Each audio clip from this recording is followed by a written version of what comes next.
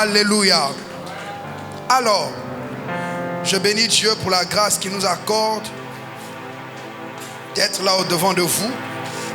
Et je bénis Dieu pour toutes les personnes qu'il a mises à mes côtés. Mon épouse, tous mes collaborateurs, Père Sam, coordonnatrice, soyez bénis.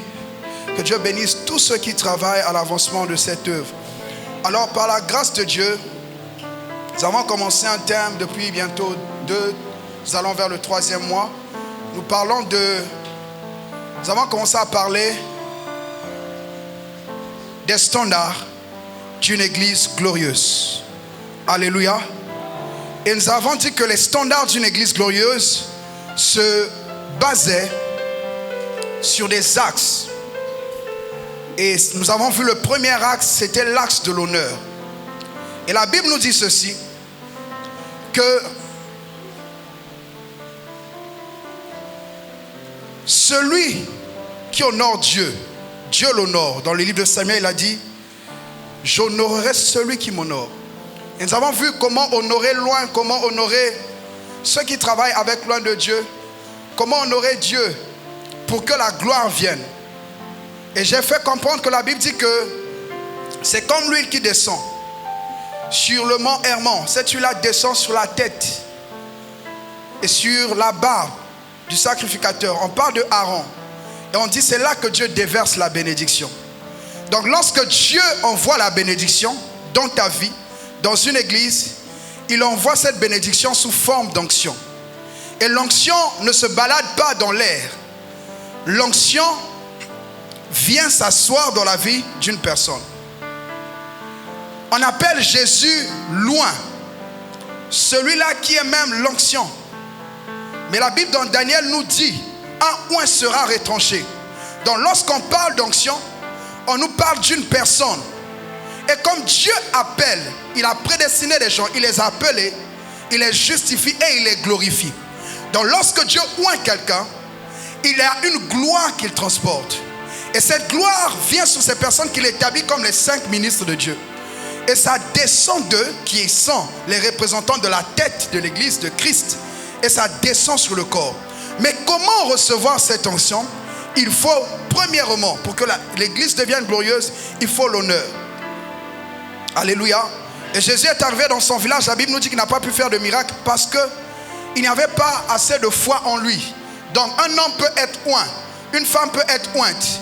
Mais si vous ne le considérez pas ou vous ne le voyez pas à sa juste valeur, l'onction peut passer. Je prie que l'onction ne passe pas à côté de toi au nom de Jésus sans que tu ne l'aies bénéficié.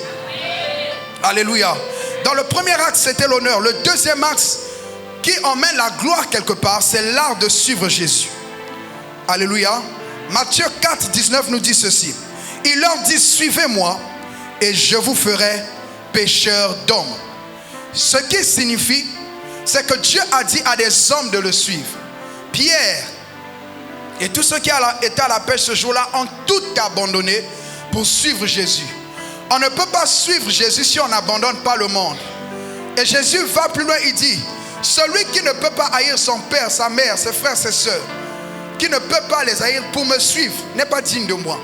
C'est-à-dire qu'il y a une dimension où on suit Dieu. Notre amour est tellement fort pour Dieu qu'en fait ce qui vient après ne peut pas nous empêcher de le suivre. Et on délaisse tout. Un homme voulait suivre Jésus, il a dit, laisse-moi quand même faire une dernière chose, que j'aille enterrer mon père. Jésus a répondu, laissez les morts enterrer leurs morts.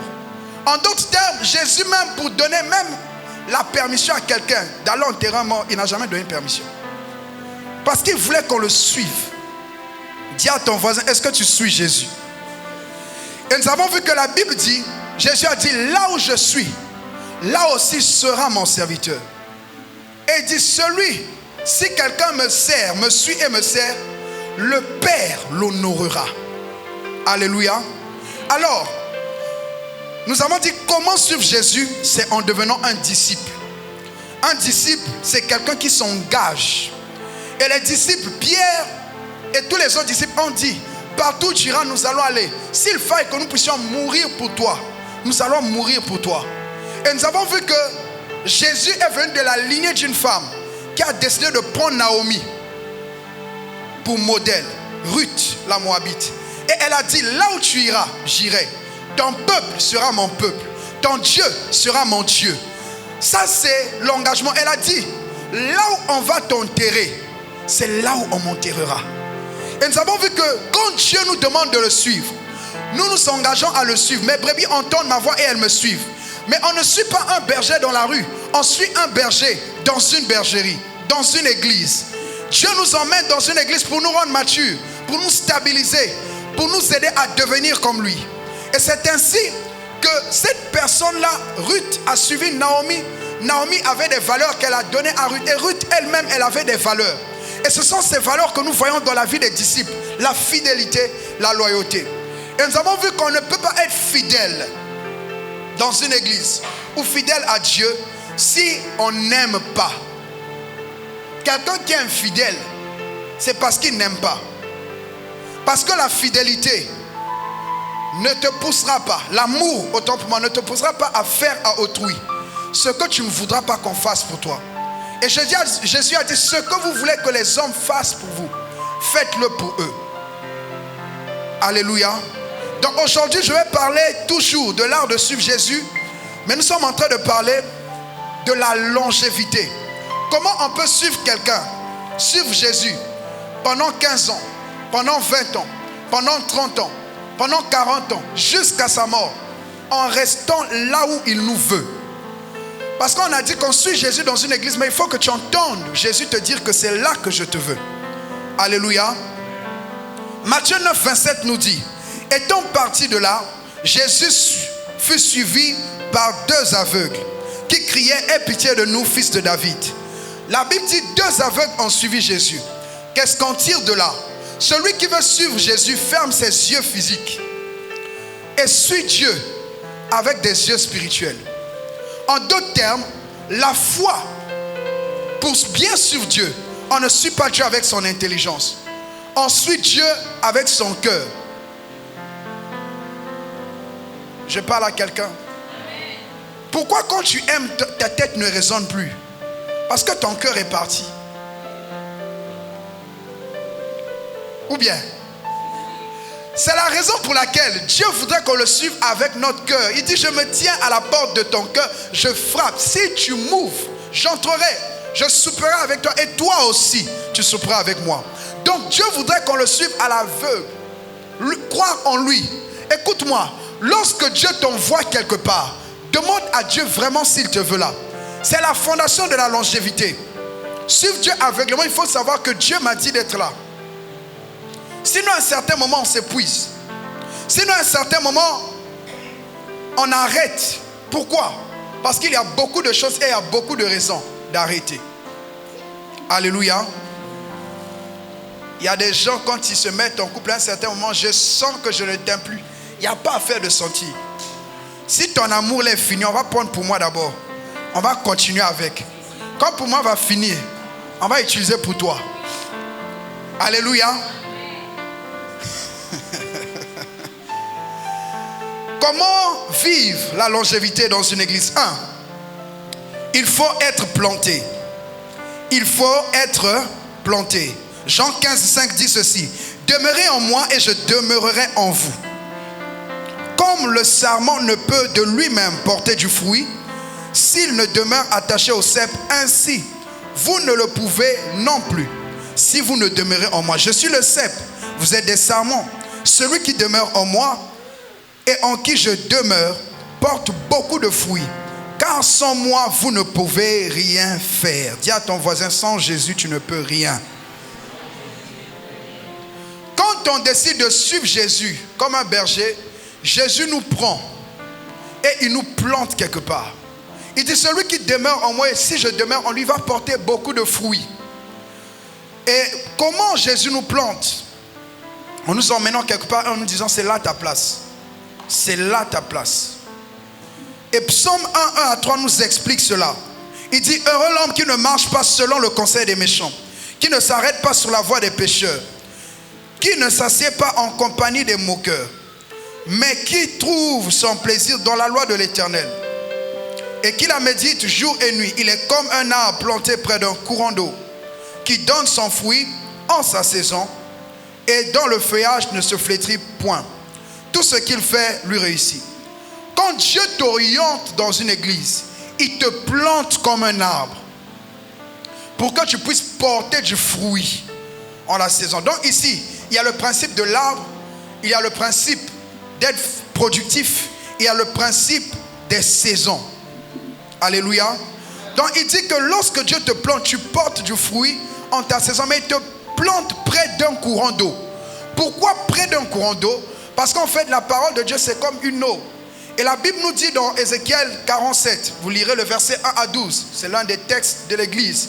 La Bible dit, partout où coulera cette eau, il y aura la vie. Donc quand Dieu nous prend, il nous plante dans une église où il y a la parole de Dieu, pour que nous soyons plantés en lui. Quand nous demeurons en Christ, près d'un courant d'eau, l'eau entre dans l'arbre. L'arbre aussi reçoit cette eau par des sels minéraux. Si vous déracinez l'arbre, l'arbre qui n'est plus dans l'eau, à un certain moment, l'eau qui est dans l'arbre aussi va tarir. Et quand l'arbre n'aura plus d'eau, n'aura plus de sève, ce qui va se passer, c'est que l'arbre va commencer à sécher. C'est la raison pour laquelle, écoutez-moi, Dieu est sage. Il est la sagesse incarnée. Le fait qu'il te mette dans une église, c'est parce qu'il veut te garder. Les programmes de réveil créent la soif, mais l'église nous maintient. Alléluia. Voilà pourquoi des gens, ils vont dans les programmes, on déclare, ici 2 personnes vont recevoir, ils tombent, ils reçoivent l'onction. Quand ils sortent de là, ils sentent le feu. 2 semaines, 3 semaines, quand ils ne sont pas dans une église, ils perdent le feu. Parce qu'ils ne sont pas enracinés quelque part. Dieu me parlait d'une sœur et Dieu me disait, son problème c'est qu'elle n'est pas plantée. Beaucoup de personnes ne sont pas plantées quelque part. Ils n'ont pas des racines solides, ne sont pas enracinés. Si tu n'es pas enraciné dans une église quelque part, en Jésus, il te sera difficile de pouvoir avoir une longévité. Lorsqu'on parle des arbres, comme le bambou peut prendre près de 5 ans, il ne bouge pas. Mais après ces 5 ans, il commence à grandir d'une manière extraordinaire. Lorsque vous prenez le baobab, pendant un moment, c'est comme s'il n'y a rien. Mais à un certain moment, il a une longévité. Pourquoi? Parce qu'en fait, ses racines, ils s'enracinent bien dans le sol. Je prie que Dieu t'enracine au nom de Jésus. Souvent, lorsque Dieu veut t'enraciner, il t'emmène dans des fondements. Il met les fondements, il met des grosses fondations. Je disais hier à un frère, je lui ai dit, nous avons fait des cours d'affermissement 7 à 8 fois. Dieu voulait mettre des fondements solides. Celui qui veut aller loin doit ménager sa monture. Tu ne peux pas vouloir aller très loin si tu n'as pas en fait le bagage qui est lourd. Si ton bagage n'est pas bien préparé. En Côte d'Ivoire on dit, tu sais, bagage qui est lourd, tu sais. Donc Satan sait quand tu es léger ou quand tu es lourd. Voilà pourquoi Dieu prend le temps parfois de t'emmener. Il t'emmène dans les profondeurs. Comment Dieu t'emmène dans les profondeurs? Par les humiliations. Il te fait descendre. Par les épreuves. Il te fait descendre. Il te brise. Il t'emmène dans l'humilité. Pourquoi? Il est en train de fonder les fondations stables. En sorte que le jour où tu t'élèves, tu ne diras pas c'est par moi-même, mais c'est Christ et à lui toute la gloire. Je prie que Dieu puisse nous donner d'être fondés, enracinés en lui. Alléluia. Et Ephésiens 3 nous dit quelque chose. La Bible dit ceci. Ephésiens 3 à partir du verset 14. À cause de cela, je fléchis les genoux devant le Père, duquel tirent son nom toutes les familles dans les cieux, afin qu'il vous donne selon la richesse de sa gloire d'être puissamment fortifié par son esprit dans l'homme intérieur. 17. En sorte que Christ habite dans vos cœurs par la foi. Dans une personne qui est enracinée, Christ habite dans son cœur par la foi. Il continue. Afin qu'étant comment? Enraciné et fondé dans l'amour. Verset 18. Vous puissiez comprendre avec tous les saints quelle est la largeur, la longueur, la profondeur, la hauteur, et connaître l'amour de Christ qui surpasse toute connaissance. Voici comment Dieu t'enracine. Lorsque Dieu te brise, il emmène toutes ces choses. Il est en train de vouloir mettre dans ton cœur que Christ puisse habiter par la foi. Et et que dans ton cœur là, tu sois enraciné et fondé, dans l'amour de Dieu et dans l'amour, l'affection des choses en haut, dans l'affection de ton prochain. Il est difficile d'aimer lorsqu'on passe par des moments difficiles. Il est compliqué d'aimer lorsque la tempête souffle. Nous, on a commencé à aimer en Irak. Nous, on a aimé dans la guerre. Oui, nous, on n'a pas commencé les couples comme vous dans la paix. Non, nous, on a commencé les couples dans la guerre. Ça veut dire que cette relation-là, c'est comme si en fait personne n'y croit.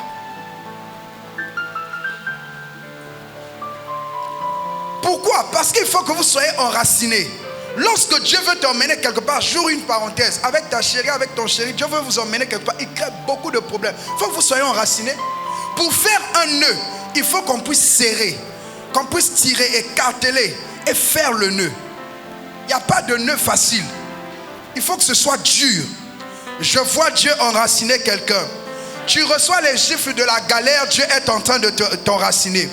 Tu reçois les problèmes, les combats, les rejets, Dieu est en train de t'enraciner. Afin que tu sois fondé dans l'amour. Reçois la stabilité au nom de Jésus. Je vois Dieu stabiliser quelqu'un au nom de Jésus. Tu ne peux pas porter du fruit et grandir si tu n'as pas une stabilité. Une certaine stabilité. Un certain type de fruit. Une certaine qualité de fruit. Demande la stabilité. Alléluia. Donc chaque chrétien est comme un arbre qui est planté. Et il doit donner son fruit en sa saison. En sa saison. L'ignorance et la connaissance des saisons ou de ces saisons-là font en sorte que les gens soient instables. Lorsque Dieu t'emmène quelque part, il y a des saisons. Le monde est régi par des saisons. Alléluia. Et ce sont ces saisons-là aussi que Dieu exploite. Quand tu viens dans une église, il y a des saisons. Parce que Dieu a dit, il doit donner le fruit en sa saison. Donc, quelles sont les saisons que tu rencontres dans une église? Lorsque Dieu t'emmène dans l'église, alléluia. Le 1, j'ai parlé d'être planté. Je rentre dans le 2. 2, les saisons dans l'église et comment les gérer. On va plus parler d'abord des saisons dans l'église. Première saison, la saison du jour. Jean 9, 4. La Bible dit ceci. Il faut que je fasse, tandis qu'il est jour, les œuvres de celui qui m'a envoyé. La nuit vient où personne ne peut travailler. Alléluia. Jean 9, 4 nous parle du jour et de la nuit. Et lorsqu'on parle du jour et de la nuit, il y a la saison du jour. La saison du jour, c'est une saison dans laquelle les gens, ils ont la soif. Un nouveau chrétien, quand il vient là, c'est le jour. Ils sont tout. C'est comme toi, ta nouvelle relation amoureuse. Tu es content tous les jours. T'inquiète pas. Il y a une seconde saison. Oui. Au départ là, joyeux, joyeux, content, content. Ah. Et tout le monde dit, wow, l'amour, moumour. Et ça avance. Là, il y a le zèle. Un nouveau chrétien, tu vois, il a le zèle. Il veut tout faire dans l'église. Il a l'énergie. Il a les prophéties. Il encourage même les aînés. Il a beaucoup d'énergie. Quand quelqu'un vient quelque part de nouveau, ils sont contents.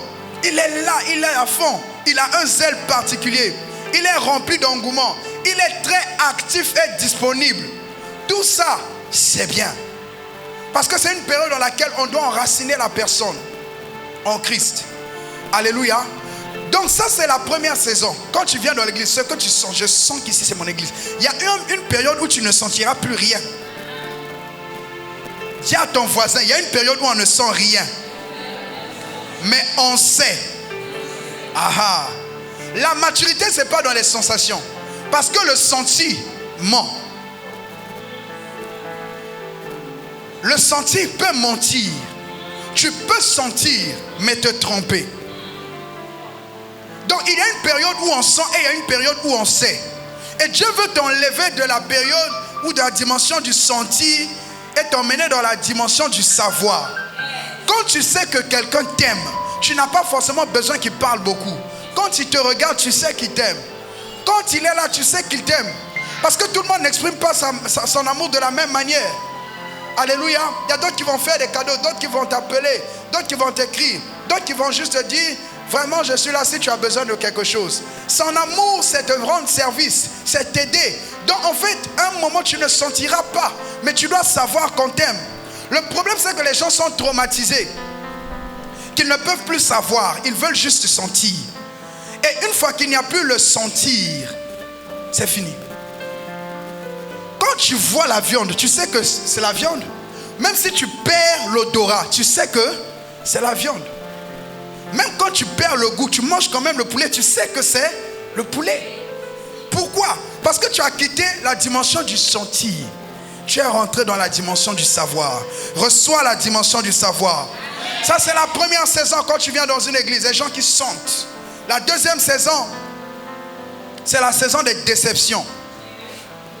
Acte 6, 1 à 2 nous dit ceci. En ce temps-là, le nombre de disciples augmentant, les hellénistes murmurèrent contre les Hébreux parce que leurs veuves étaient négligées dans la distribution qui se faisait. Chaque jour, les 12 convoquèrent la multitude. Acte 6, 1 à 2. Convoquèrent la multitude des disciples et dirent: il n'est pas convenable que nous laissions la parole de Dieu pour servir aux tables. La Bible nous dit ici qu'ils étaient en train de partager la nourriture tous les jours. Quand tu vois quelqu'un, il faut mettre la nourriture pour bien le connaître. Quand la nourriture est arrivée, les gens qui parlent en langue dans Acte 4, les gens qui parlent en langue dans Acte 2, les personnes qui étaient remplies, la nourriture est rentrée. Ils ont vu qu'on a mis 2 morceaux là-bas. Ici, on a mis 1 morceau. Là-bas, on a mis 2 boules. Ici, on a mis 1 boule. Là-bas, on a mis 4 cuillères. Ici, on a mis 2. Ils ont commencé à se fâcher. La nourriture réveille tout ce qui est charnel. Donc, quand ils ont vu la nourriture, ils ont commencé à murmurer. Il y a eu les murmures. Et quand ces murmures-là sont arrivés, qu'est-ce qui s'est passé, bien-aimé? Les gens commençaient à être déçus. Moi, je croyais qu'ils étaient bien. Ils m'ont donné seulement 2 morceaux, alors que ça restait encore. Vous allez voir que pendant les fêtes, avec le mariage de la sœur ici, c'est sûr qu'il y a eu des gens qui ont fait des emportés. Il y a des gens, quand ils servent, ils mettent un peu, ils mettent seulement un peu, parce qu'ils doivent emporter. Affaire d'emporter n'a pas commencé maintenant. Ça a commencé depuis là-bas. Là, tu vas voir que la sœur qui parle, elle regarde maintenant comme ça. Le jus là, il faut laisser. Hein? Il y a encore des gens qui arrivent. Dans son cœur, il dit: mon jus que je vais aller boire. Donc, à ce moment-là, il y a commencé à avoir des déceptions. C'est une saison dans laquelle la plupart des gens sont déçus par les attitudes, par les comportements. Non, la sœur là m'a mal parlé. Elle m'a mal répondu. Lorsque j'étais là, il ne m'a même pas salué. Il a salué l'autre en souriant. Moi, il m'a salué, il m'a juste fait comme ça. Il n'a rien dit. Je l'ai salué, il n'a pas entendu. Parfois, il n'a pas vu. Il n'a pas suivi. Parfois, il t'a salué, tu n'as pas entendu. Les gens sont déçus. Moi, je croyais qu'on allait prendre le modèle que moi j'ai envoyé pour la fête. Mais on n'a pas pris mon modèle. C'est seulement le modèle de Anna qu'on a pris. Pourquoi? Quand c'est les autres, on écoute, moi on ne m'écoute pas. Les déceptions dans l'église. Les déceptions sont créées par les comportements. Nous sommes humains, nous sommes faits de chair. Et lorsqu'il y a ces comportements, ça vient en fait détruire nos fausses attentes. Quand on vient à l'église, on vient aussi avec nos attentes. Hein? On s'attend à ce qu'on nous reçoive d'une certaine manière. Lorsque le général avec sa lèpre arrivait, il voulait que le prophète le reçoive. Général, venez. Oh mon général, je vais prier pour vous. Il voulait exiger un système. Mais quand le prophète a dit, dites-lui d'aller se plonger, il a dit, c'est un manque de respect. Un général comme moi, comment est-ce qu'on va m'envoyer me plonger? Il n'y a pas le parpar, l'Alabama. Chez nous là-bas, il y a les vraies piscines naturelles. Ici là, il n'y a même pas de poissons chez eux. Des gens comme ça, une nation qui n'est pas encore stable, je vais aller me plonger là-bas. Il était déçu. Tu viens à l'église, tu veux qu'on te reçoive autrement, tu es déçu. La saison de déception. On est déçu dans le département. Déçu par l'enseignement du pasteur. Parce qu'on s'attendait à ce qu'il parle du mariage, 7 jours ou 7 manières de rencontrer son mari. On est déçu. Alléluia. Tout ça, les fausses attentes causées par l'appréhension charnelle. On appréhende les choses à notre manière dans l'église, ou de comment les choses doivent se passer. On doit savoir une chose, Ecclésiaste 7:20 nous dit ceci. Non, il n'y a sur la terre point d'homme juste qui fasse le bien et qui ne pêche jamais. Dieu a dit que sur la terre, il n'y a pas d'homme qui soit juste et qui ne pêche jamais. Ça veut dire que chaque homme est imparfait. Chaque homme a des défauts. C'est ce qui fait la beauté du monde. Que je sois mince, que toi tu sois un peu plus arrondi, que je sois court et que tu sois un peu longuet. C'est ça qui fait la beauté du monde. Nos imperfections. Que tu sois colérique, que moi je sois impatient. Que je sois tolérant, que toi tu sois intolérante. C'est ce qui fait qu'on puisse se compléter. C'est ça en fait. Il n'y a pas d'homme qui ne puisse pécher. Et Jérémie 17:5 nous dit ceci. Ainsi parle l'Éternel, maudit soit l'homme qui se confie dans l'homme, qui prend sa chair, la chair pour son appui, et qui détourne son cœur de l'Éternel. Lorsque les gens viennent à l'église, ils mettent leur confiance dans des hommes. Dieu t'envoie dans une église, tu es venu chercher Dieu au travers des hommes. Tu n'es pas venu chercher l'homme au travers de Dieu. Moi, je croyais qu'en venant ici, je devais avoir mon mari. Écoute-moi. C'est Dieu qui sait où ton mari est. Moi, je ne sais pas. S'il t'envoyait ici, reste ce mot. Parfois, c'est la 5e année. En décembre, tu te dis, je vais rentrer dans mon pays. C'est là que le gars apparaît. Mais toi, dès le départ, tu te fâches. Alléluia. Les gens sont déçus. Pourquoi? Déçus pourquoi? Parce qu'on prend la chair pour appui. On ne peut pas prendre la chair pour appui. Lorsqu'on vient à l'église, on ne doit pas prendre la chair pour appui. Mais le Saint-Esprit. Car tout système dirigé par les hommes a des failles. A des failles. A des failles. Je suis rempli de défauts. Je suis rempli d'imperfections.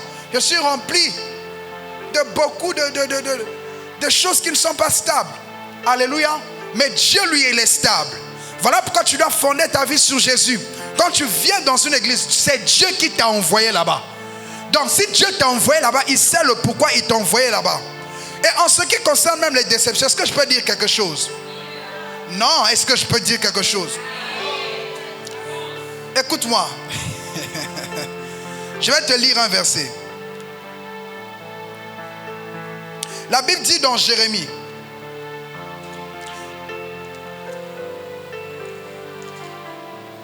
Jérémie dit ceci. Pourquoi les gens sont déçus? Parce qu'on ne les traite pas selon ce qu'ils veulent. Quand tu viens à l'église, tu es comme un métal. Tu es comme un métal. Et tu es comme de l'argile. Et en venant, en fait, Dieu va faire quelque chose. Il va travailler sur toi. Est-ce que quelqu'un veut que Dieu puisse travailler sur lui? Je ne t'ai pas entendu, hein? Jérémie 51:20, regarde. La Bible dit, tu as été pour moi un marteau, un instrument de guerre. Dieu dit à quelqu'un, tu as été pour moi un marteau, un instrument de guerre. Quand tu viens à l'église, Dieu veut te forger, te former. Il y a des gens qui l'utilisent comme des marteaux. Maintenant, il dit, par toi. Il dit, par toi. Qu'est-ce qu'il dit? Par toi, qu'est-ce que j'ai fait? Par toi, j'ai brisé le cheval et son cavalier. Par toi, j'ai brisé le char et celui qui était dessus. Il continue en disant, par toi, j'ai brisé l'homme et la femme. Par toi, j'ai brisé le vieillard. Par toi, j'ai brisé l'enfant. Par toi, j'ai brisé le jeune homme et la jeune fille. Par toi, j'ai brisé le berger. Même pasteur, tu seras brisé. Ah. Il dit, par toi, j'ai même brisé le pasteur. Est-ce que je bénis quelqu'un? Donc, quand tu viens à l'église, il y a une forme que Dieu veut te donner. Et cette forme-là, il va prendre plusieurs types de marteaux. Marteau, il y a marteau piqueur. Il y a marteau, il y a massue. Ça veut dire que ça qu'on soulève comme ça, et on frappe comme ça, tu as envie de disparaître et de mourir. Ça, c'est les blâmes en public. Quand on te fait ça, tu ne veux même plus apparaître à l'église. Et un jour, ce jour-là, j'ai prêché. Les jeunes gens sont forts. Et lui, les témoins. J'ai prêché message, j'ai donné message, j'ai fini message, service. Fais la puissance de Dieu. Tu passes dans les couloirs, les gens tombent. Toi-même tu dis, yeah, Dieu est puissant.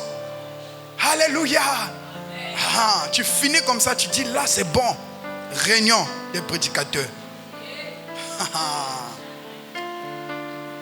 Oui, donnez vos avis, ça rend ça sentir mauvais. Le frère chérubin, le frère chérubin. Là seulement tu vois, tu baisses dans la tête, tu notes seulement. Tu notes seulement. Après lui-même, il prend la parole. Tu as fait le désordre. Et on faisait la réunion, les gens étaient dans la salle. Ça veut dire que la foule n'est pas partie. Ils sont là dans la salle. Tu fais le désordre. Hein? Ces jours-là, ça c'était massue. Ça veut dire qu'on a soulevé comme ça. On a frappé comme ça, boum. Le lendemain, j'ai dit au vieux, je ne viens pas. Il m'a dit, tu dois venir. Tu vas venir. Tu iras. Ce jour-là, je suis parti. Je suis arrivé derrière et tout ça. Mon frère, il y a des blâmes et des marteaux, quand tu les reçois, Dieu te brise. Il te brise. Dans l'église, tu dois savoir qu'on va te briser. Les déceptions, ça vient souvent des humiliations et des brisements. Moi, je ne peux pas supporter ça. Moi. Toi qui? Alléluia. Donc, il y a la saison des déceptions. Troisième saison, la saison du retour des 7 démons. Matthieu 12, 43 à 45. La Bible dit ceci. Lorsque l'esprit impur est sorti d'un homme, il va par les lieux arides cherchant du repos. Et il n'en trouve point. Alors il dit, je retournerai dans ma maison, d'où je suis sorti. Et quand il arrive, il la trouve vide, balayée, ornée. Il s'en va et il prend avec lui 7 autres esprits. Dis à ton voisin 7 autres esprits. Et la Bible nous dit, plus méchants que lui, ils entrent dans la maison, s'y établissent. Et la dernière condition de cet homme est pire que la première. Il en sera de même pour cette génération méchante. Alors, c'est quoi la saison du retour des 7 démons? C'est une saison dans laquelle, quand tu viens à Dieu, on prie pour toi, tu es baptisé, tu es délivré, ton corps c'est la maison, elle est vide. C'est-à-dire que tu sens maintenant que tu es libre, tu es heureux. Maintenant il y a une période là où tu commences à sentir que tu commences à penser à Samantha. Tu commences à penser à Frédéric. Tu commences à penser à Romy. La Bible dit quoi dans Luc 4,13? Après l'avoir tenté de toutes ses manières, le diable s'éloigna de lui jusqu'à un moment favorable. La saison du retour des 7 démons, c'est une saison où le diable trouve favorable de te tenter encore. Avant tu volais, tu as arrêté. Dans une autre saison, il va revenir. Mais il ne revient pas seul. Il revient avec 7 autres esprits. Donc si ils étaient 7, tu avais 7 démons de vol. Et qu'on a chassé les 7. 7 fois 7, 49. Donc quand ils reviennent 49. Et quand cette saison arrive, ce qui va se passer, c'est que les gens vont être tentés de retomber dans les mêmes péchés. C'est là où la personne dit, j'ai rétrogradé, j'ai tout ça. C'est parce qu'il est rentré dans la saison de cette saison. Donc il y a la tentation. Il y a les propositions. Tu vois, ton ex t'appelle. Quand tu vois déjà que ton ex t'appelle, c'est un signe que la sirène t'active. Je te dis, quand tu vois déjà, il t'appelle une fois, 2 fois. Comprends déjà. Comprends, je vous dis, c'est des signaux. Tu vois que quelqu'un commence à te tenter. Tu comprends que là, il y a plus de démons qui sont en train de me chercher. Et c'est des périodes où les personnes sont oppressées. Le retour de 7 démons. Tu as vécu quelque chose avant, tu sens que ça revient en toi. Insulte. Il faut l'insulter. Il te propose des injures que tu n'utilisais pas avant. Donc tu sens une pression. Ta bouche est en train de mise à jour en proposition. Parce que si tu acceptes, on va réactiver tous les liens de sang. C'est là où les gens disent comment un chrétien peut être possédé. Mais si tu prends une machine où il n'y a plus de sécurité, et que tu envoies des malwares, tu envoies des virus, les virus vont détruire. Donc lorsque nous portons un corps de chair et que dans nos membres il y a la loi du péché et qu'on commet le même péché, on active en fait, on fait une mise à jour. Et quand il y a mise à jour, ça veut dire qu'il y a plus d'options. Voilà pourquoi quand les gens rentrent dans cette période et qu'ils cèdent à la tentation, ils peuvent faire maintenant ce qu'ils ne faisaient pas avant. Ils font même pire. Regardez. Pierre, il renie Jésus. Après Jean 20, Jésus souffre. Après Jean 21, le gars, il part maintenant pécher nu. Nu. Quand les 7 démons viennent, ce que tu faisais habillé, tu le fais maintenant nu. Ce que tu avais un peu honte en fait, ça devient plus facile pour toi. Toi-même tu te dis, mais qu'est-ce qui m'arrive? Tu dis, qu'est-ce qui t'arrive? Mais tu es en train quand même d'aller. Est-ce que je parle à quelqu'un? Donc tu dois comprendre que Satan, il est en train de te chercher. Dans la saison du retour des 7 démons. Et dans cette saison, entre la saison des déceptions et la saison des 7 démons, surtout celle des déceptions, si ce n'est pas bien géré, c'est là où vous voyez les gens, ils quittent des églises, ils repartent dans le monde, ils n'avancent plus avec Dieu. Parce qu'en fait, ils sont rentrés dans cette saison. Je prie que Dieu te garde dans toutes ces saisons. La dernière saison dans une église que tu vis, c'est la 4e, c'est la saison de la maturité et la pleine croissance. Jean 21, 17 dit ceci. J'ai dit la saison de la maturité et de la pleine croissance. Il lui dit pour la 3e fois, Jean 21, 17, il lui dit pour la 3e fois, Simon fils de Jonas, m'aimes-tu? Pierre fut attristé de ce qu'il lui avait dit pour la 3e fois. M'aimes-tu? Et lui répondit, Seigneur, tu sais toutes choses. Il a maintenant eu l'humilité et la sagesse d'Ézéchiel. Seigneur, tu sais. Des fois quand Dieu te pose des questions, tu sais. Tu sais. Tu sais toutes choses. Tu sais que je t'aime. Et Jésus lui dit, paie mes brebis. Dieu lui dit, est-ce que tu m'aimes? Je veux que tu grandisses. Il a fini de pécher nu. Je te récupère. Reviens. Mais maintenant, est-ce que tu m'aimes? Il a dit, oui, oui, oui. Après là, il dit, bon, c'est toi-même qui sais. Parce que depuis là, je te dis que je t'aime. Moi, je sens que je t'aime. Toi, tu peux sentir que tu aimes Dieu, mais dans tes actions, Dieu voit que tu ne l'aimes pas. Parce qu'en fait, au ciel, ton amour est manifesté par ta manière d'obéir Dieu, d'obéir à sa parole. Donc toi, moi, je peux me dire, je sens que j'aime, mais dans ma désobéissance, je lui dis que je ne l'aime pas. Amen. Donc, Acte 1, 14, 16 va nous montrer. La Bible dit, tous d'un commun accord, persévérant dans la prière, avec les femmes et Marie, mère de Jésus, et avec les frères de Jésus. En ces jours-là, Pierre se leva au milieu des frères. Le nombre de personnes réunies était d'environ 120. Et il dit, hommes frères, il fallait que s'accomplisse ce que le Saint-Esprit dans l'Écriture a annoncé d'avance par la bouche de David au sujet de Judas qui a été le guide de ceux qui ont saisi Jésus.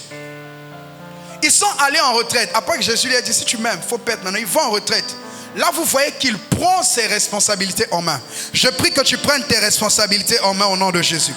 Que tu puisses prendre tes responsabilités en main. Tout le monde a une responsabilité. Et il a pris ses responsabilités. Dans la saison de la maturité, de la pleine croissance, le chrétien prend conscience et montre son amour pour Dieu en persévérant au milieu de tout. Jésus venait de mourir. Donc en cette saison-là, vous faites le bruit, vous faites quelque chose, on vous arrête, on vous met en prison. Mais c'est là qu'il va prendre ses responsabilités. Et il va commencer à parler. Il va commencer à fortifier les autres. Il va commencer à paître les 120 qui étaient là. Si tu ne peux pas faire ce à quoi Dieu t'a appelé avec 2 personnes, tu ne pourras pas le faire avec 2000 personnes. Prends tes responsabilités.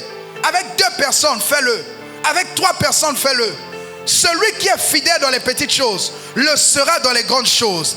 Avant qu'il ne parle à 3000 personnes ou plus, on nous dit que c'est 3000 qui se sont convertis. Certainement il y avait plus. Mais avant qu'il ne puisse parler à ces personnes, il a d'abord parlé à 120. Reçois la grâce de rentrer dans la maturité, de prendre tout ce que Dieu t'a dit de faire et de l'exécuter. Reçois la capacité d'obéir à Dieu. Reçois la force de monter et d'obéir facilement au nom de Jésus. Alléluia. Donc, il se maintient dans la vérité. malgré toutes les saisons précédentes. Et quand tu es dans la saison de la pleine croissance et de la maturité, de la croissance continue, qu'est-ce qui se passe? C'est que toutes les autres saisons vont toujours revenir. Mais toi, tu persévères et tu te maintiens. Alors, comment suivre Jésus et avoir la longévité dans une église? J'ai parlé de suivre Jésus, il fallait devenir disciple. Maintenant, comment avoir une longévité dans une église? Comment je peux rester là? Je vous ai dit le dimanche passé, moi je suis resté 18 ans au ministère chrétien du combat spirituel. Alléluia. Comment tu le fais?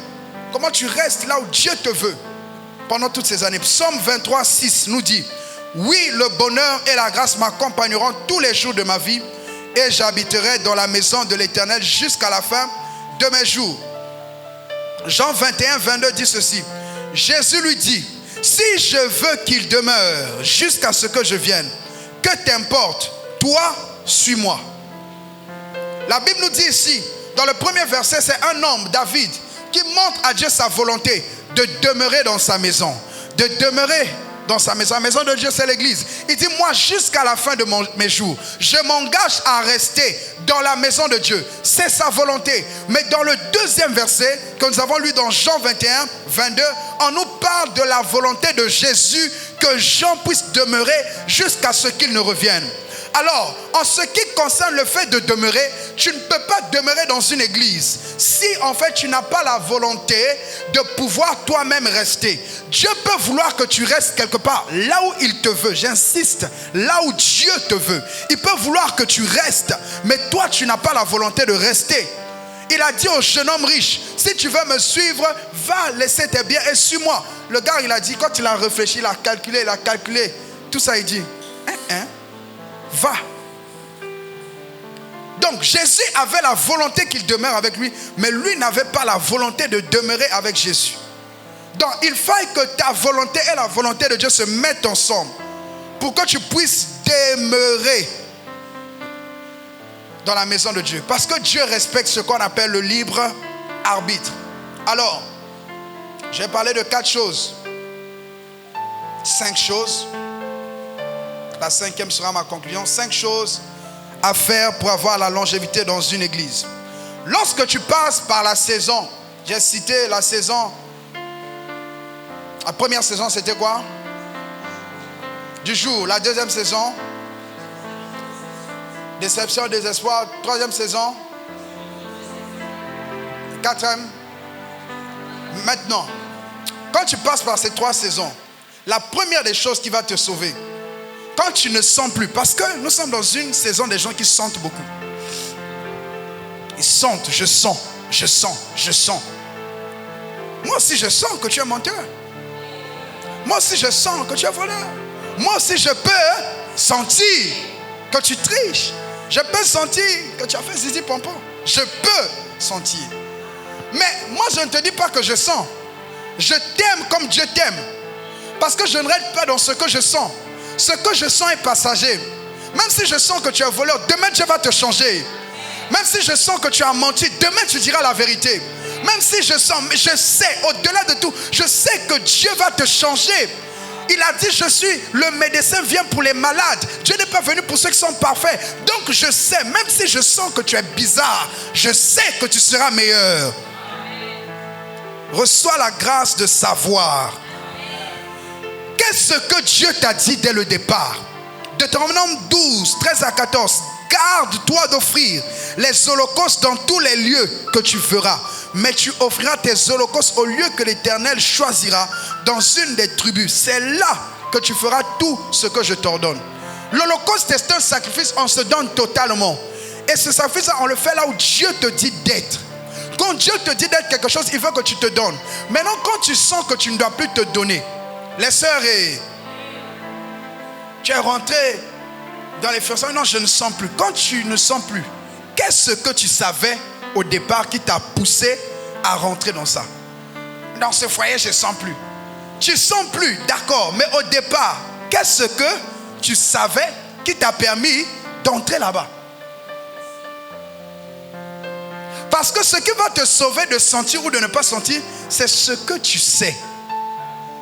Job est en train de passer par des moments compliqués. il se gratte, la peau est en train de détruire, il y a les ulcères, il y a tout ça. Et il dit, je sais que mon Rédempteur est vivant et qu'il se lèvera le dernier sur la terre. Quand tu sais, au-delà de tes sensations, tu restes là où Dieu te veut. On a dit, en tout cela, Job ne pécha point. Donc si Dieu t'a dit d'être quelque part, c'est ça qui te donne la carte de rester là. 15 ans, 20 ans, 30 ans, 50 ans, 60 ans, tu meurs aussi là. Si Dieu t'a appelé d'être assistant, tu peux commencer assistant, mourir assistant. Pourquoi vous allez aller parler aux oreilles d'un assistant pour lui dire, va faire pour toi aussi, va faire. Maintenant s'il n'est pas fait et il meurt. Oui, parce qu'il y a des gens qui ont appel d'être assistant à vie. Il va être épanoui dans ça. À force d'écouter tout le monde, tu vas mourir comme tout le monde. Alléluia. Est-ce que Dieu t'a dit qu'Éphèse c'est ton église? Parce qu'en fait, ce qui fait que tu sois chrétien papillon, c'est ça. Quand tu sais que c'est là, tu restes là.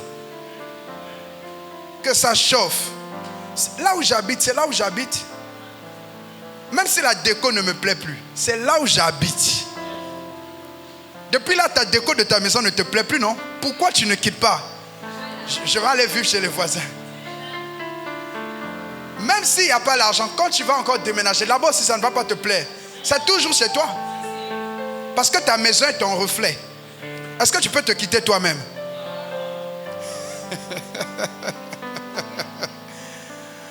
Alléluia. Donc, qu'est-ce que Dieu t'a dit? Je ne sens pas. Les disciples, ils ont suivi. Ils ont fait aveuglément confiance à Dieu. Donc, qu'est-ce que Dieu t'a dit dès le départ?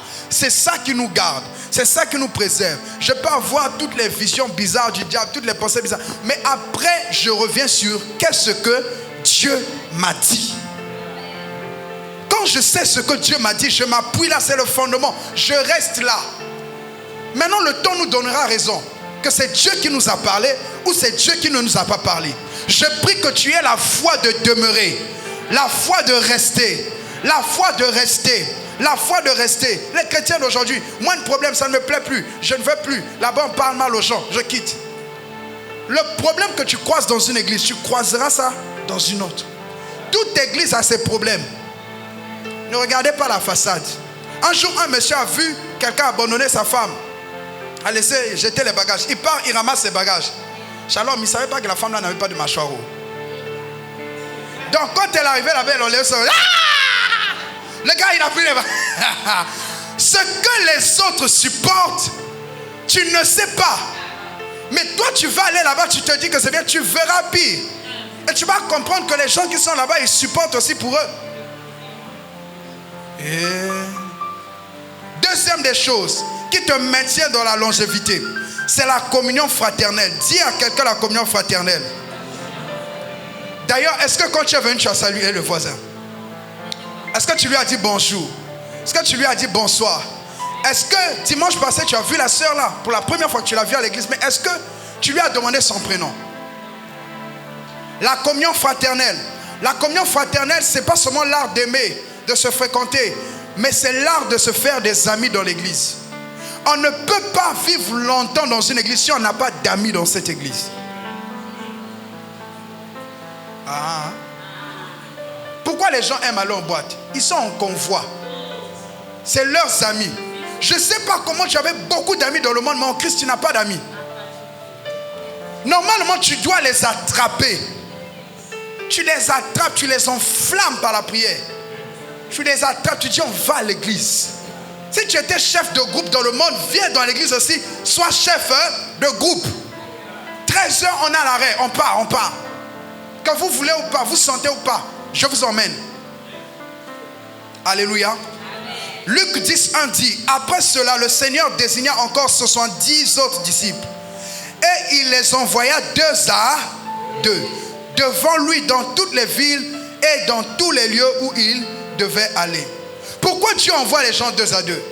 Parce qu'en fait, à un certain niveau, tu ne peux pas tenir longtemps quelque part si tu n'as pas quelqu'un à qui tu parles. Si tu n'as pas quelqu'un à qui il y a une intimité, où il y a un amour sincère. Les gens qui quittent les églises, c'est parce qu'ils n'ont pas trouvé des vrais amis, des vrais frères. Je vous assure Dans le monde, on avait des amis, mais dans l'église, on ne peut pas avoir l'ami. Le frère vient te dire son problème de pornographie, toi tu prends, tu le critiques. Alors que dans le monde, tu avais ton ami qui voulait voler, on l'a frappé. Son père l'a envoyé en prison, jamais tu allais raconter ça. Mais celui qui se masturbe, tu prends, tu pars raconter ça à gauche, à droite. Pourquoi nous sommes comme ça? Et ce qui fragilise les liens de l'église, les personnes ne peuvent plus se confier. On ne peut pas prendre une sœur, la mettre ici, venir témoigner sur sa vie du passé. Dès qu'elle dit qu'elle, avant, elle volait l'argent de ses copains et elle avait 3, 4. Dès qu'elle descend, va, impudique comme ça. Pourquoi? Parce qu'on n'est plus vrai. On ne croit plus que les gens peuvent changer. Mais toi, tu veux qu'on croie en ton changement. Les amitiés dans l'église. Acte 2, 45 à 46. La Bible dit ceci. Ils vendaient leurs propriétés et leurs biens. Ils partageaient les produits entre tous, selon les besoins de chacun. Ils étaient chaque jour tous ensemble. Quand il y a la communion fraternelle, on a envie de se voir. Comment tu n'as jamais envie de voir Darrell? Comment dans ton cœur, il n'y a pas le cœur de voir la soeur qui est à côté de toi? En fait, pour toi, dimanche, on s'était déjà parlé dimanche. Donc, comment encore? Non. C'est un manque de communion fraternelle. Je dois venir chez toi. Tu dois venir chez moi.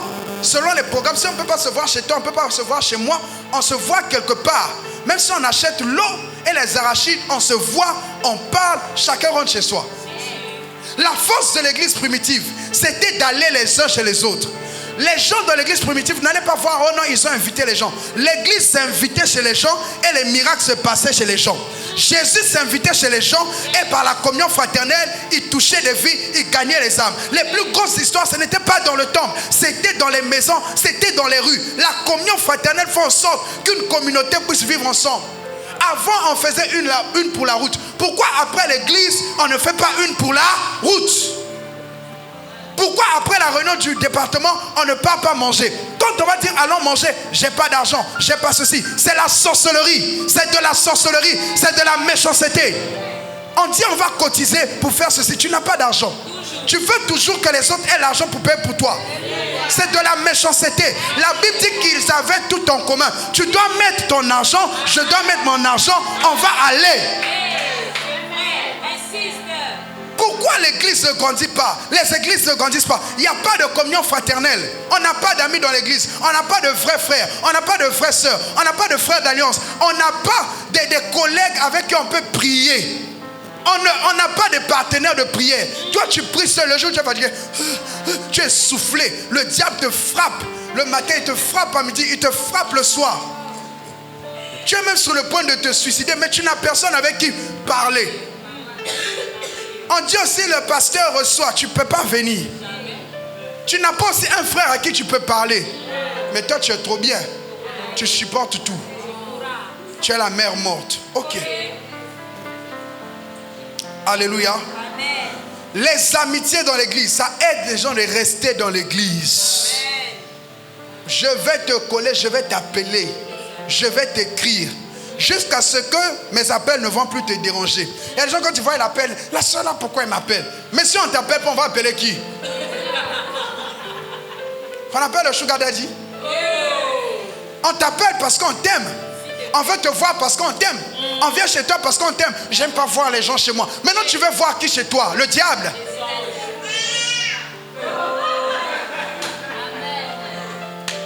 Alléluia. La communion fraternelle, troisième des choses qui te garde longtemps dans une église, la conscience que nous avons notre part de responsabilité.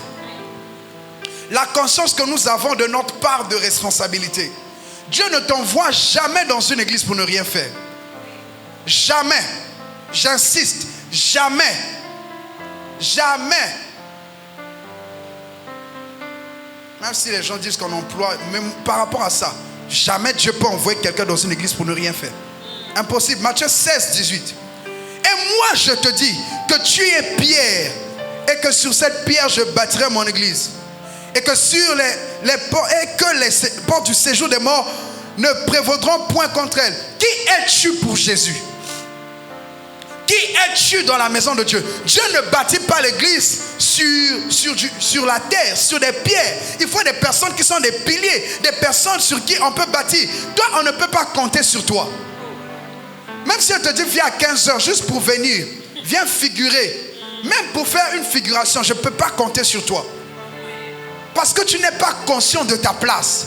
Tu as une place dans cette église. Tu as une place dans cette histoire. Tu as une place en ce lieu. Tu n'es pas là juste pour chauffer les chaises. Non. Tu te dis que tu chauffes les chaises. Non, tu es un modèle. Il y a des gens qui disent, moi je viens juste, je m'assois. Tu ne sais pas qu'en venant t'asseoir tous les dimanches, là, tu es en train d'encourager ton pasteur. C'est une responsabilité. Les gens croient que c'est facile de se lever tous les dimanches, 52 dimanches, venir s'asseoir devant un homme qui peut préparer un message pendant combien d'heures? Tu as une responsabilité. Quand tu connais ta responsabilité quelque part, tu ne quittes pas de là. Pourquoi les gens quittent? Parce qu'ils ne savent pas ce qu'ils doivent faire. Ou parce qu'ils négligent ce qu'ils doivent faire. Vous avez déjà vu Pierre, il dit, moi je quitte le mouvement. Il ne quittera jamais. Jusqu'à sa mort. Parce que c'est là sa place. Et c'est sur lui qu'on bâtit. 1 Pierre 2, 4 à 5 dit, approchez-vous de lui, pierre vivante, rejetée par les hommes, mais choisie et précieuse devant Dieu. Et vous-même, comme des pierres vivantes, édifiez-vous pour former une maison spirituelle, un saint sacerdoce, afin d'offrir des victimes spirituelles agréables à Dieu par Jésus-Christ. Dieu dit, vous là, dans ta famille, on t'a rejeté. À l'école, on ne comptait pas sur toi. Dans le quartier, on t'insulte. Il dit, vous tous qu'on a rejetés, vous êtes des pierres, des personnes que j'ai choisies. Si tu es rejeté par ton père, par ta mère, on ne t'a jamais reconnu. Dieu t'a choisi. Et le choix de Dieu s'est posé sur toi. Pour que tu sois quoi? Une pierre vivante. Lorsqu'on construit cette maison, on a besoin des briques. Et les briques, c'est des pierres vivantes.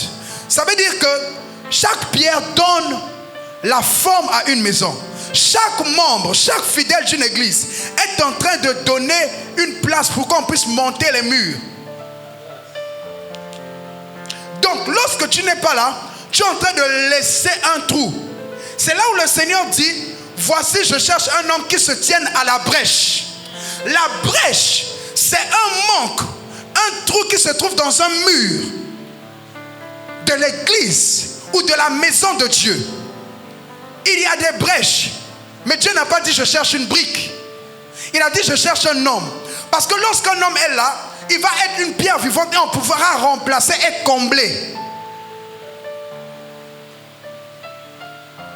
Tu es là, tu ne connais pas ton rôle. Tu es là, tu viens comme tu veux.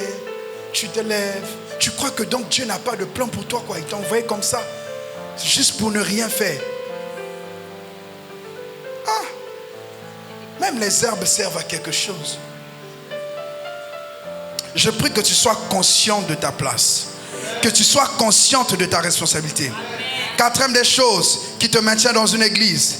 Le service et la croissance. Je ne vais pas tout lire. Le service et la croissance dans le service. Le service et la croissance dans le service. On a la course après la montre, contre la montre. Acte 6, 1 à 6. Acte 6, 1 à 6. Acte 8, 4 à 8. Acte 8, 4 à 8. Acte 8, 39 à 40. Je lis 39 à 40. La Bible dit ceci. Quand ils furent sortis de l'eau, l'Esprit du Seigneur enleva Philippe. Et l'eunuque ne le vit plus. Tandis que joyeux, il poursuivait sa route. Philippe se trouva dans Azote, d'où il alla jusqu'à Césarée, évangélisant toutes les villes par lesquelles il passait. Alléluia. La Bible nous parle de qui? De Philippe. Philippe, c'était qui? C'était un diacre. Et nous avons vu au départ la déception là. On a choisi les diacres. Les personnes qui devaient partager la nourriture. En d'autres termes, les diacres là, c'était des protocoles. Est-ce que c'est clair? Les gens qui partagent la nourriture dans les fêtes, c'est qui? Non, répondez-moi. Bon, quand je dis protocole, tu me regardes bizarre. C'est ça, non? Ils partageaient la nourriture. C'était les protocoles. C'était les gens qui se levaient là. C'était les gens, mais c'était rempli de Dieu. Dieu a commencé avec lui au protocole. Il ne s'est pas arrêté au protocole.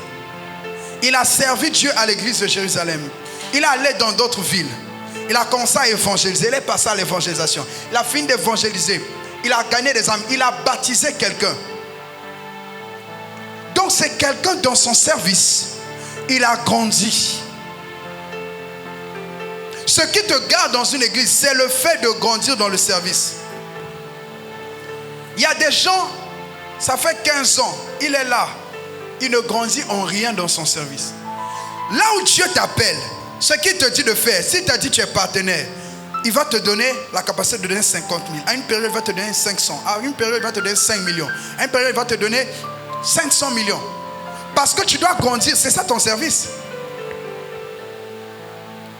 Alléluia. Tu dois grandir. Si tu chantais hier seulement en do, demain tu dois chanter en sol. Il y avait un frère, il s'embrouillait chez les chantres. Et on l'envoyait dans le département de l'académie de l'église. Former les gens. Là-bas, il s'est assis, il s'est épanoui dans l'enseignement.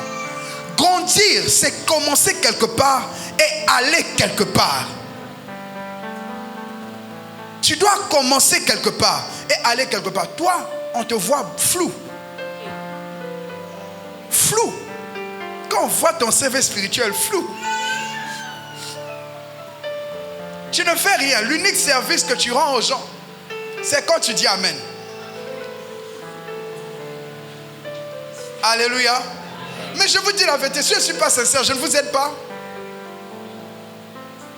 Regardez, il y a des choses qu'on ne dit pas aux gens. Ça va les tuer. Alléluia. Grandir dans le service. Il était diacre, il est devenu évangéliste, il a baptisé les gens, il a commencé à implanter des églises. On a appelé Jérusalem. Et à ce moment-là, il a grandi. Je prie que tu grandisses au nom de Jésus. Une chose, si tu ne grandis pas, tu vas rétrograder. Il y a des gens, si tu ne deviens pas pasteur, tu vas rétrograder au... Pourquoi certaines personnes tombent tout le temps? Bon. C'est des gardiens de foot.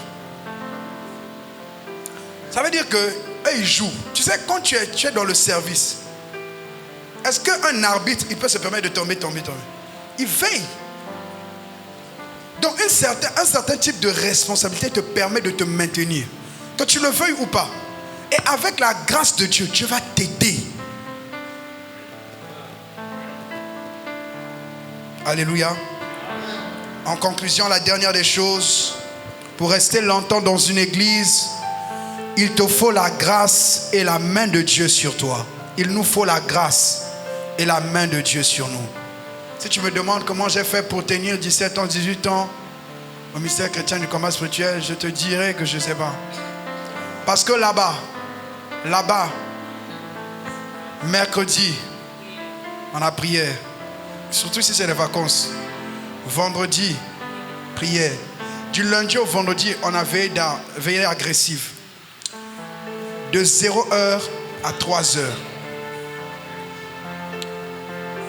Le samedi, quand tu rentres là, à 14h à 19h, tu as combat de base. Dimanche matin, tu as affermissement jusqu'à 12h. Après, tu as culte de adoration. De 13h ou 14h à 18h. Parfois, on va là à 22h. S'il y a séminaire. Maintenant, dans ça, 17 ans. Une fois, j'ai chanté pendant 15 jours, Père Sam. 15 jours.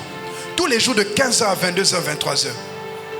Quand j'ai fini les 15 jours, je sentais que ma gorge était en feu ici. Et 15 jours, de 15h à 22h, ce n'est pas des choses où tu joues là, Pierna, où tu chantes 2 heures ici, là. On n'a pas encore commencé. Si on fait maintenant 3 cultes, tu chantes 3 cultes. Moi, je chantais le matin, je chante samedi. Le matin, je chante au premier, au deuxième culte. L'après-midi, je chante jusqu'à 14h. De 14h jusqu'à 21h, 22h. Si vous êtes séminaire, tu enchaînes. Je vais à l'école. Oui, je vais à l'école. Je suis premier aussi. Oui. Vous croyez que c'est seulement vous qui étudiez? Ici, là, je faisais l'école. J'allais en mission en Mauritanie. Je reviens. Les gens les excusent. Quand tu viens un seul dimanche, on te demande 3 heures, 2 heures, 3 heures. Tu ne peux pas tenir tous les dimanches. Tu as besoin d'une grâce. Je n'ai pas entendu ton amen. Amen. Venir à l'église, c'est une grâce. Amen. Et c'est une grâce. Venir tous les dimanches, chanter, louer, s'asseoir, avoir le transport, d'abord avoir la volonté, le désir. Je ne peux pas manquer, importe ma fatigue. C'est une grâce. Avant de monter, c'était fatigué. Depuis hier, je suis fatigué. J'ai une semaine de ouf, je suis fatigué. Mais je dois être là. L'autre semaine là-bas, on a fini une veillée. Quasiment 23h, 5h, 4h. Je dors. 8h. On part prier. Je rentre à 14h. Les baptisés, tu les prends de 16h. On a commencé à 17h jusqu'à 22h. Le jeudi avant ça, j'ai reçu les gens jusqu'à 22h, 21h. Dimanche encore. La nuit de samedi à dimanche, tu es dans tes propres trucs de prière. Le matin, j'ai ma routine. Je suis encore là. Je viens te prêcher encore. Je ne suis pas célibataire. Je suis marié. Je suis papa. Et j'ai aussi mes propres business. Donc, quand tu me dis que dimanche tu ne peux pas être là, regarde tout ça. Tu as besoin de la grâce de Dieu. Psaume 127, 1 dit ceci. Cantique de degré de Salomon. Si l'Éternel ne bâtit la maison, ceux qui la bâtissent travaillent en vain. Si l'Éternel ne garde la ville, celui qui la garde veille en vain. Ceci étant dit, si Dieu ne nous aide pas à rester fidèles et loyaux, on peut connaître tous les versets. On peut prêcher même nous-mêmes les mêmes choses et ne jamais y arriver. Je prie que Dieu mette sa main sur nous. La main de Dieu soit sur nous. Levons-nous et prions le Seigneur. Tu peux transformer celui qui te cherche. Chante-le. Celui qui te cherche. Tu en es capable. Tu peux transformer. Tu peux transformer celui qui te cherche. Celui qui te cherche. Tu en es capable. Oui, tu peux honorer. Tu peux honorer celui qui te cherche. Celui qui te cherche. Tu en es capable. Tu en es capable. Tu en es capable. Tu en es capable. Tu en es capable. Tu en es capable. Tu en es capable de changer. Tu en es capable de renouveler. Tu en es capable. L'amour de t'aimer, de te suivre. L'amour de venir dans tes paris. Tu en es capable. Tu en es capable. Tu en es capable. Oh, tu en es capable. Tu en es capable. Commence à parler à Dieu pendant que le cantique parle. Dis à Dieu, donne-moi la capacité de te suivre, l'amour de te suivre, l'énergie. Tu as besoin de l'esprit de force, la capacité de Dieu pour pouvoir poursuivre le chemin, marcher avec Dieu. Seigneur, c'est toi qui crée en nous le vouloir et le faire. Je prie au Seigneur Père, aide-moi à te suivre. Dis à Dieu, donne-moi d'être là où tu me veux, en toute saison, en toutes circonstances. Je ne veux pas suivre ma propre voie, mais je veux suivre ta voie. Aide-moi Seigneur, aide-moi Seigneur, aide-moi Seigneur, aide-moi Seigneur, aide-moi Seigneur, aide-moi Seigneur, aide-moi Seigneur, aide-moi Seigneur, aide-moi Seigneur, aide-moi Seigneur, aide-moi Seigneur. Oh, accorde-nous la grâce de te suivre, la grâce de t'aimer, la grâce de t'aimer, la grâce de t'aimer, la grâce de t'aimer. On ne peut pas te suivre dans des années jusqu'au bout sans avoir ta force. Oh Seigneur. Tu en es capable. Ta grâce et ta fidélité. Au nom suprême de Jésus. Tu en es capable. Seigneur, nous avons besoin de toi. Aide-nous, oh Seigneur Père, à marcher avec toi. Aide-nous à te suivre. Nous avons tellement, tellement besoin de toi.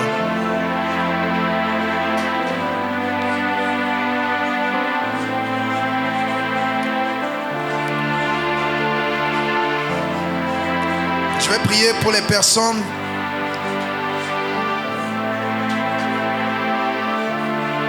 Seigneur, aide-nous.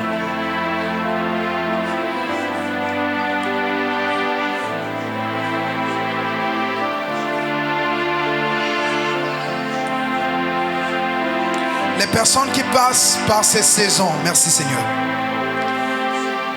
Les saisons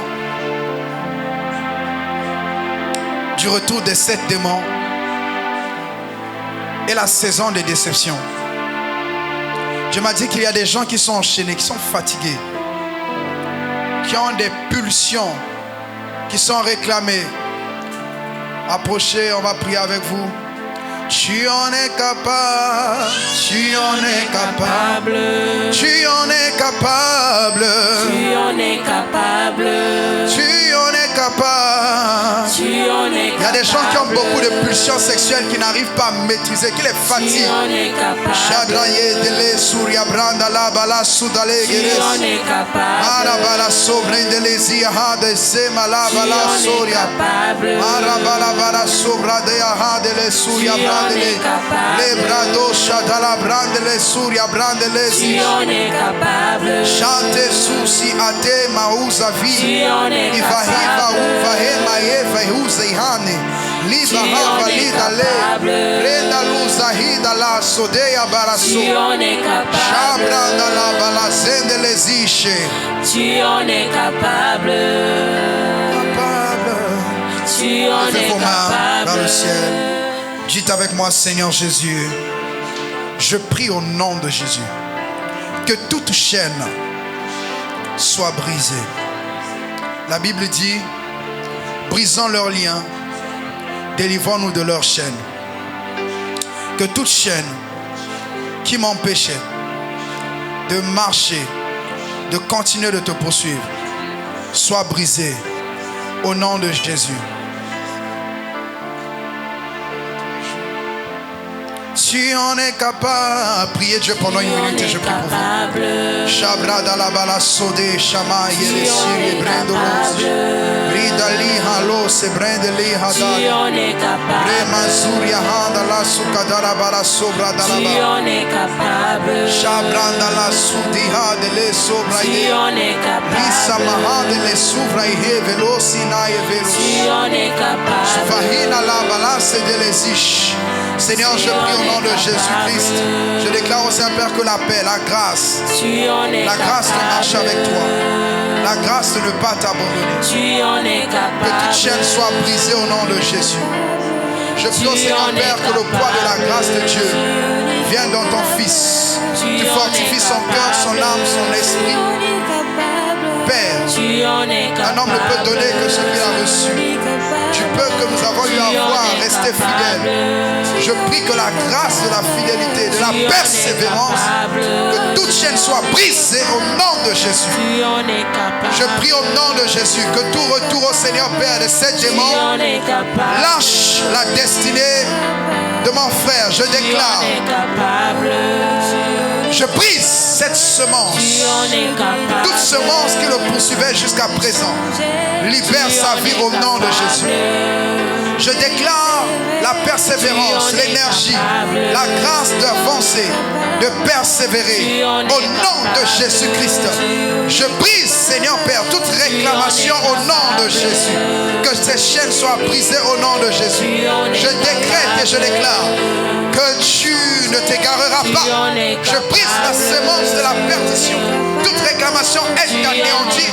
Au nom de Jésus-Christ, je brise ces choses. Au nom de Jésus-Christ. Père, je décrète et je déclare en cette saison que la paix garde son cœur, ses pensées. Je brise les chaînes de déclamation. Au nom de Jésus. Que la vie de Dieu, Seigneur Père, sature ta fille. Au nom de Jésus. Au nom de Jésus. Que nous avons ainsi prié, nous disons Amen. Amen. Que Dieu vous bénisse. Amen. Est-ce qu'on peut acclamer le Seigneur? On va acclamer le Seigneur.